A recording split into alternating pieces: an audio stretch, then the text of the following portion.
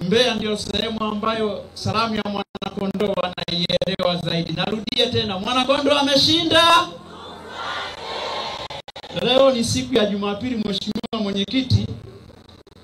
Mathayo sura ya 5 mstari wa 6, Yesu alipokutana na umati mkubwa wa watu umekusanyika,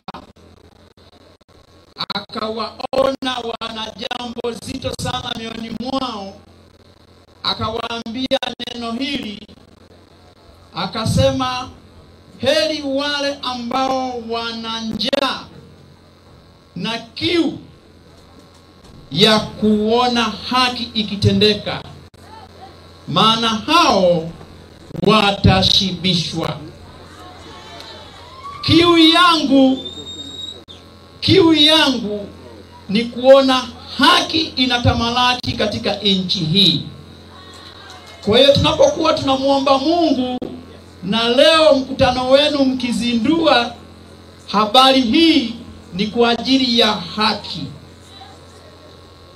Tumeshuhudia watu wakiuawa, na sisi kama viongozi wa dini, nafasi yetu ni kujenga misingi ya haki ya utawala katika nchi hii. Haki jinsi ya kupatikana ni pale ambapo tutakuwa na uchaguzi, ambapo viongozi wataenda kupata au kuchaguliwa kwa haki. Na kwa sababu hiyo basi, maombi haya yakajikite katika jambo hilo. Sidhani kama kuna mtu ambaye hapendi haki. Kwa hiyo mtu ambaye atanuna haki inapoendelea kutamkwa, huyo atakuwa sio mtu wa Mungu. Sasa napoenda kuomba kwa ajili ya haki, kama unaamini utasema amina. Kwa jina la Mungu Baba na Mwana na Roho Mtakatifu, amina. Mungu, tunakushukuru kwa sababu tumekusanyika mahali hapa kwa ajili ya kuitamka haki katika nchi yetu. Maana neno lako linasema, heri wale ambao wanatamani, wanaona kiu ya kuona haki ikitendeka katika nchi hii, maana hao watashiba. Watu wa Mbeya na watu wa Tanzania kwa ujumla, wale ambao wanaona kiu ya haki katika nchi hii, kama unaamini ya kwamba Mungu anailinda nchi hii, basi itikia maneno haya. Bwana ukawabariki wote ambao wanatenda haki, sema amina. Wale ambao wanafanya vikao vya siri kwa ajili ya kufinya haki ya watu, Mungu kawafedheshe kwa jina la Yesu, sema amina.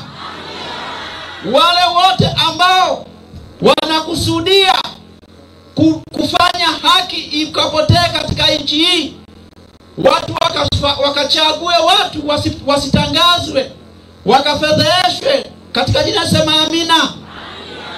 Wale wote ambao watanuna, hawataki mfumo mzuri wa uchaguzi, wakafedheshwe, sema amina kwa jina la Yesu.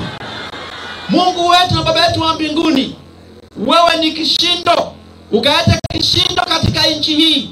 Tunataka katika nchi ya Tanzania tukawe na mfumo mzuri, tukaweza kuchagua watu, ili watu watakaochaguliwa wakatangazwe. Mifumo yote ya udanganyifu ikafedheshwe kwa jina la sema amina.